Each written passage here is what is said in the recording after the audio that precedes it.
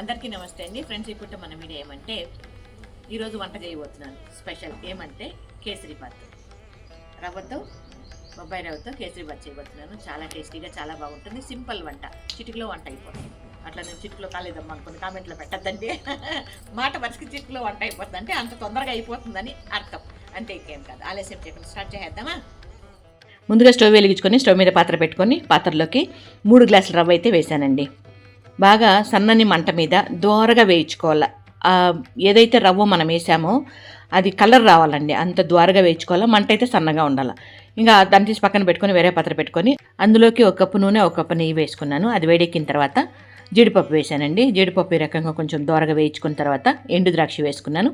అది కొంచెం వేయించుకున్న తర్వాత తగినన్ని పాలు నీళ్లు వేసానండి.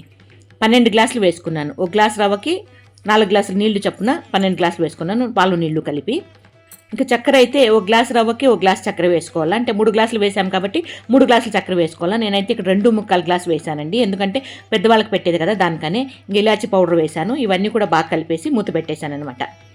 ఇంకా ఇది బాగా తెరిలిన తర్వాత ఇందులోకి మనం వేయించి పెట్టుకున్న రవ్వనైతే కలుపుకుంటూ వేసుకున్నాను. ఉండలు కట్టకుండా కలుపుకుంటూ ఈ రకంగా వేసాను.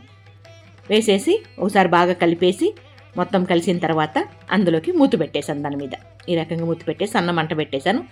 ఆ కేసరి మొత్తం దగ్గరికి వచ్చేలోపు మనం పక్కన స్టవ్ మీద ఈ రకంగా బాండ్లు పెట్టుకొని నెయ్యి నూనె 2 కలిపి వేసుకొని మళ్ళీ కూడా ఈ రకంగా డ్రై ఫ్రూట్స్ వేసుకొని వాడ్చుకొని అందులోకి వేసుకుంటే క్రిస్పీగా చాలా బాగుంటుందండి. ఇది రెండోసారి ఈ విధంగా మనం వేయకపోవచ్చు, మొదలు వేసిందే మనం సరిపోతుంది. ఈ రకంగా రెండోసారి వేసుకోవడం వల్ల ఇంకా టేస్టీగా ఉంటుందండి. ఇప్పుడైతే ఎంతో రుచికరమైన కేసరి బాత్ అయితే రెడీ అయిపోయింది. ఇప్పుడైతే మన వాళ్ళకందరికీ, నా చుట్టూ ఎవరైతే ఉన్నారో వాళ్ళకందరికీ కప్పులోకి వేసి నేను కూడా తింటాను అనమాట వాళ్ళతో పాటు. వేడిగా కేసరి బాత్ ఇవన్నీ కొంచెం చల్లారల్లా, ఇప్పుడు తినలేము. రవ్వ బాగా దోరగా వేయించుకుంటే రంగు అయిపోయినా ఈ రంగు వస్తుంది అనమాట. చూడండి ఎంత బాగుందో కేసరి బాత్, చాలా బాగుంది. కానీ ఇంకా తిని చూడలే, ఎవరు టేస్ట్ చూడలేదు. వేడిగా ఉంది. అందరూ ఉప్పు అని ఊపుకుంటాను. జీడిపప్పు ద్రాక్ష అన్నీ కలిపి చాలా అద్భుతంగా రుచిగా ఉందమ్మా.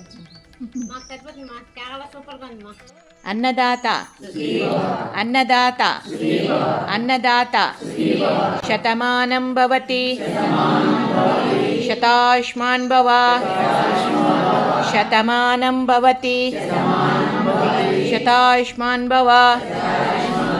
మనస్ఫూర్తిగా వాళ్ళని ఆశీర్వదిస్తూ వాళ్ళు ఇచ్చిన భోజనాన్ని స్వీకరించండి మా.